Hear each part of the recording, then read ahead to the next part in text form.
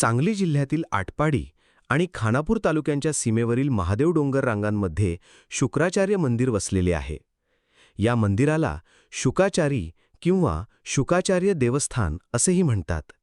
हे ठिकाण दुष्काळी भागात असूनही इथल्या हिरवळीमुळे आणि नैसर्गिक सौंदर्यामुळे खूप प्रसिद्ध आहे.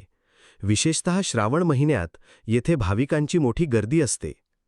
हे मंदिर महर्षी व्यासांचे पुत्र असलेल्या शुकाचार्य किंवा शुकमुनी यांचे आहे अशी आख्यायिका आहे. अशी मान्यता आहे की शुकाचार्यांनी याच ठिकाणी कठोर तपश्चर्या केली होती. मंदिराच्या डोंगरावरील भिंतीमध्ये शुकाचार्यांची पाठमोरी प्रतिमा म्हणजे आकृती दिसते. मंदिराच्या परिसरात गोमुख नावाचा एक जिवंत झरा आहे.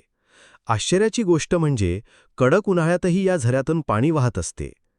मंदिराच्या जवळ एक रहस्यमय गुहा आहे. असे मानले जाते की शुकाचार्य तपश्चर्यासाठी याच गुहेत अदृश्य झाले.